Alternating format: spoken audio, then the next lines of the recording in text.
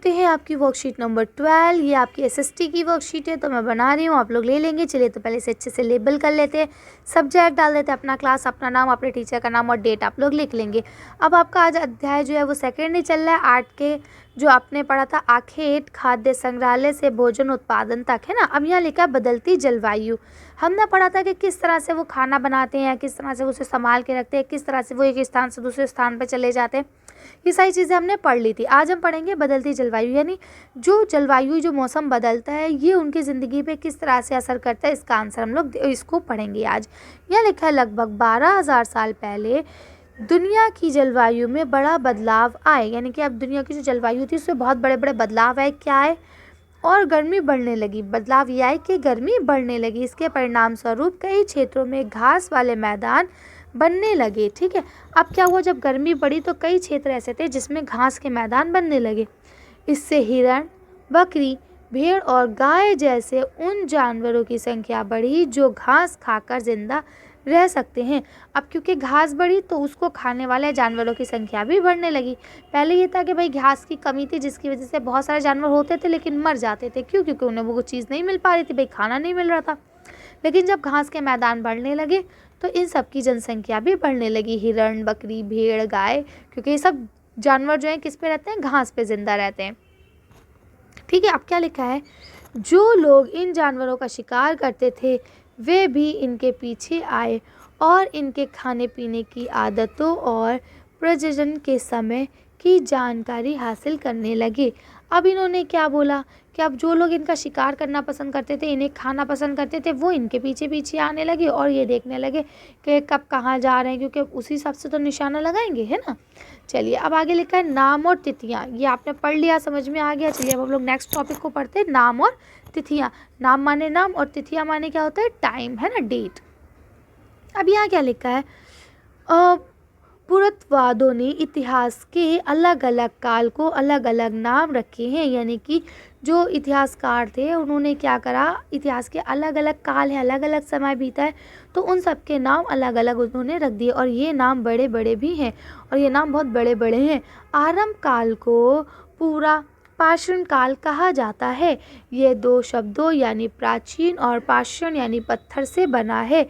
ये नाम पूरा स्थलों से प्राप्त पत्थरों के औजारों के महत्व को बताता है। अब ये नाम क्या बताता है आपको, कि जो हम लोगों के ऐसे स्थल है जहाँ से हमें पुराने ज़माने की चीज़ें मिलती हैं, उन जगह के उनके उस जगह पर प्राप्त औजार वगैरह जो है उनके महत्व को बताता है कि ये कितने महत्वपूर्ण है हमारे लिए।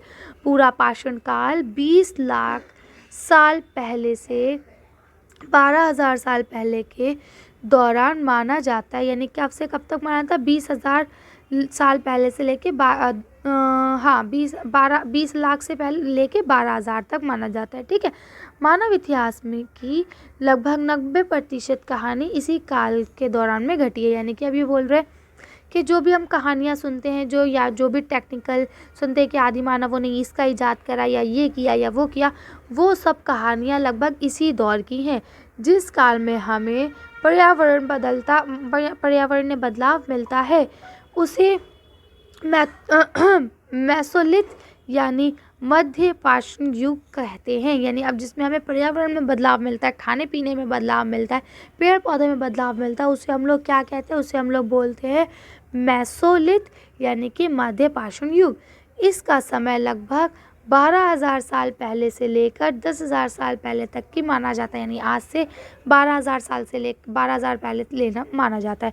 इस काल के पाषाण औजार आमतौर पर बहुत छोटे होते थे, यानी इस काल में जो औजार इस्तेमाल किए जाते थे वो बहुत छोटे होते थे। इन्हें माइकोलिथ यानी लघु पाषाण कहा जाता था।